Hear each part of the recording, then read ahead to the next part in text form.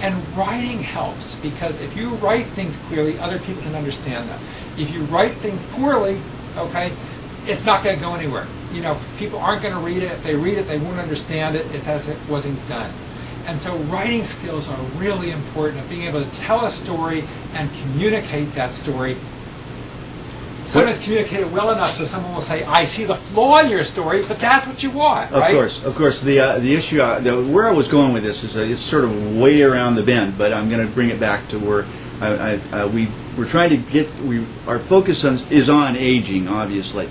And one of the things that we did in our research was find other great people that are out there looking for the secrets. And one of them is a futurist by the name of Ray Kurzweil. Are you familiar with him? No, I'm not. Okay. We invite you to go onto his website and take a peek at what wild things he's come up with. But he believes there are nanobots out there, nanorobots that will go into your bloodstream and clean out your bloodstream and repair everything within you and be able to solve. And see, now you already knew about this, but that's what I'm saying. There's so many different avenues to the aging process, and when will be the next very important breakthrough? Because all it takes is that one breakthrough, really, isn't it?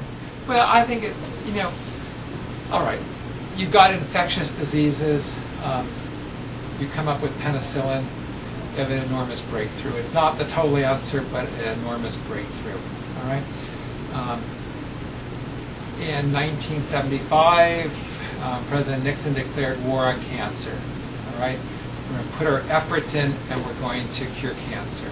Have we done it? No. Have we made progress? Yes. But there hasn't really. The progress has been in slow, incremental stages, okay? We're doing better sort of one cancer at a time, okay? But there wasn't something, and this was 1975, there wasn't something, we've got it. I think aging may be the same. I'm always an optimist. I may be surprised tomorrow, but I think it's probably going to be incremental. We're going to understand the way our body works much better. We're going to understand how molecules in our body are broken down, how we can patch them back up, how we can keep them going, and we're probably going to learn that one small system at a time. If a drug comes out of the resveratrol line, fantastic, okay? With other new drugs coming in, not many have made it all the way through without something bad happening, a toxicity here.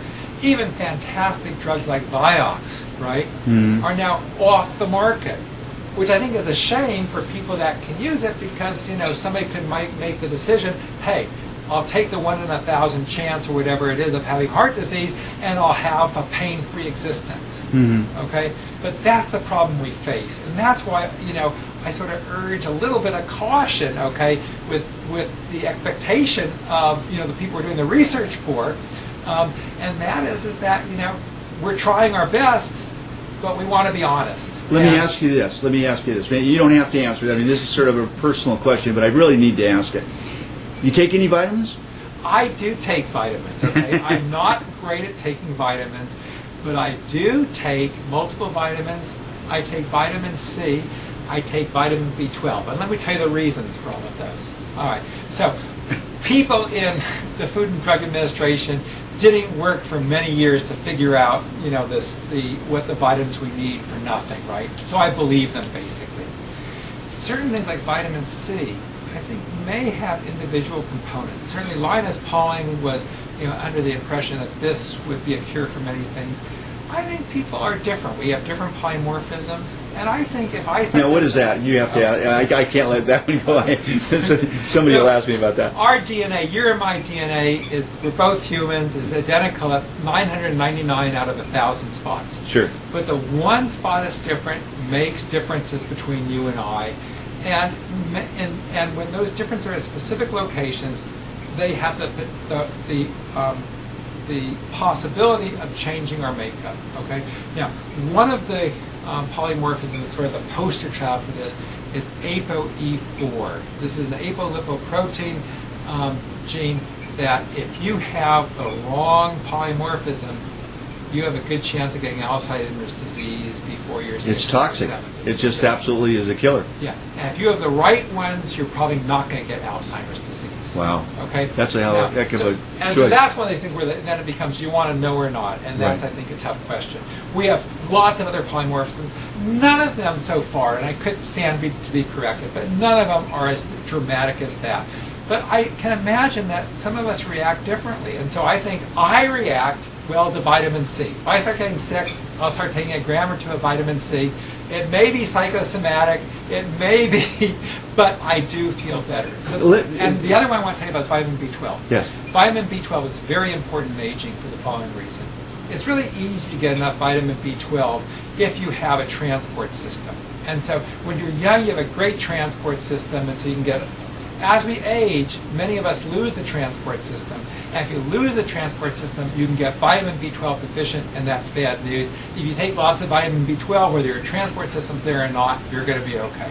Okay, now this is great. Thank you so much for being so candid with us about that. There's one of the people we did interview in the last show was Michael Rose, and they have their company which is doing gene sequencing and trying to gene diagnose people. Yeah. Now, what do you think of that? Is that a possibility? Is it a long-term gain, or what?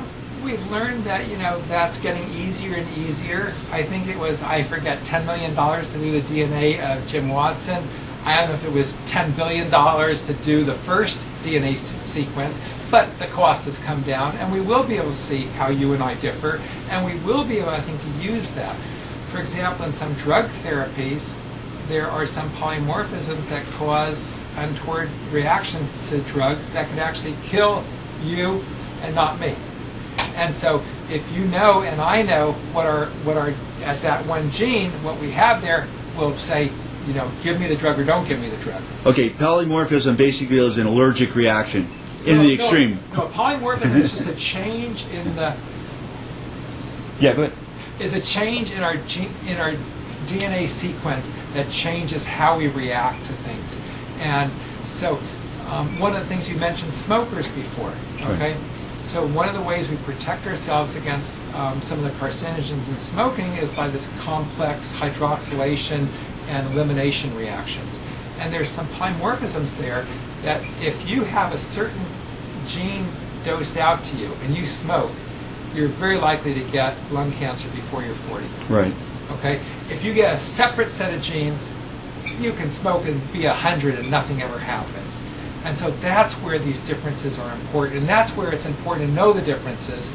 But, we have 3 billion base pairs, okay? So if you put 3 billion base pairs in telephone books, I think it's like, sort of a wall of telephone books. Okay, it's a lot of information, and how do you find the ones that are most important?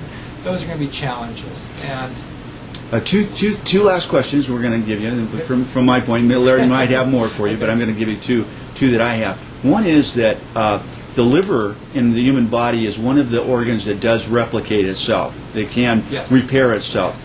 Brain neurons have a tendency to grow and die, and I don't understand that process. Can you enlighten us on both of those? Well, I've only enlightened myself recently. What my picture of the brain is that neurons don't replicate. So you have a neuron, once your brain is formed, those are the neurons you're going to deal with, and as you age in life, you drink a beer, there's 20 neurons gone, right? And those neurons are going to just go down. Okay. What I've learned recently, I'm not sure how long this was true in the field, is that there is a limited amount of regeneration of neurons in human brain. Really? And much of it occurs in the hippocampus, which is the center of learning and memory. And there's also in one of the lateral ventricles, you have some generation of stem cells and new neurons. And this is exciting because this means that there is some possibility of regeneration in neurons. What's most interesting to me is that this process of neurogenesis happens actually under conditions where times are good and when times are bad. Alzheimer's disease, we generate new neurons. When we're learning, we generate new neurons. And so the question is, why don't we generate new neurons all the time?